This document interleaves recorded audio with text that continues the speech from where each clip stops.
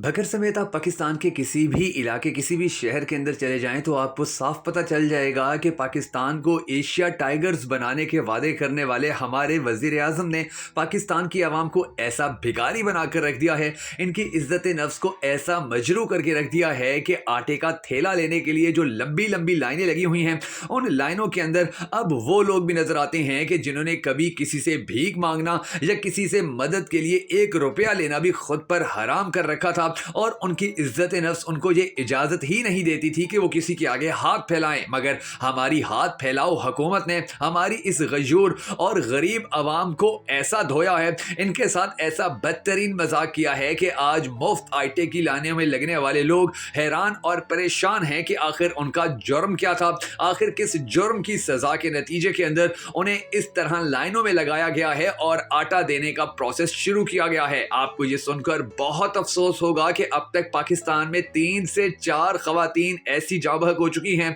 कि जो अपने घर वालों, अपने बच्चों के लिए आटा लेने के लिए आई, मगर धक्कम पेल के नतीजे में वो अपनी जिंदगी से हाथ धो बैठी। आप अंदाजा कीजिए कि आज पाकिस्तान के ये हालात हैं तो आने वाला वक्त पाकिस्तान के लिए किस कदर खतरनाक हो सकता है, क्योंकि एक जानिब पाकिस्तान के अंदर बहरान दर बहरान खड़े हो रहे हैं और दूसरी जानिब कुदरती आफात ने भी पाकिस्तान के अंदर आने वाले वक्त के हवाले से जो गंदम की कटाई होनी थी उसके लिए बड़े सवालात खड़े कर दिए हैं। तेज आंधियों और तूफानों के साथ साथ भकर के मुख्तलिफ इलाकों में होने वाली जालाबारी ने न सिर्फ हमारे किसानों को शदीद परेशान कर दिया है, बल्कि अब तो फसलों की सूरत हाल को देखकर अफसोस होने के साथ साथ फिक्र भी होने लगती है कि हमारे मुल्क का गरीब तबका अब आने वाले वक्त में 2 वक्त की रोटी के लिए मजीद कितना पिसता चला जाएगा और उसे कितनी ज्यादा मेहनत करनी पड़ेगी। अल्लाह तबारक व तआला से हम सबको दुआ करनी है कि ए हमारे परवरदिगार, हमारे हाल के ऊपर रहम कर, हमारी ये जो इज्जतें, हमारी माएँ बहनें ये जो आटा लेने के लिए लाइनों में सारा दिन रहती हैं, ए हमारे परवरदिगार, हमारे बारे में कोई ऐसा मौजज़ा कर के हमारी ये इज्जतें अपने घरों के अंदर बैठकर बावकार तरीके से रोटी खा सकें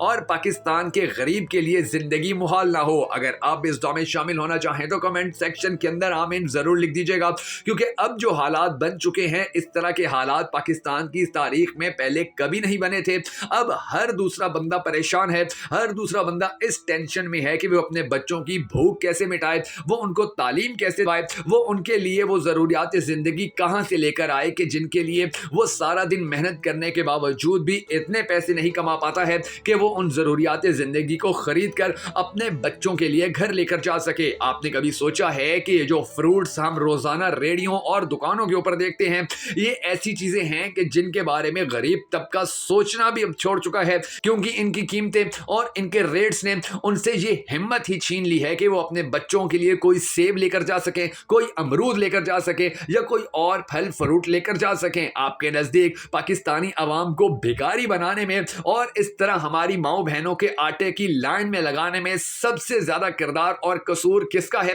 कमेंट सेक्शन में बताना हरगिज़ मत भूलिएगा।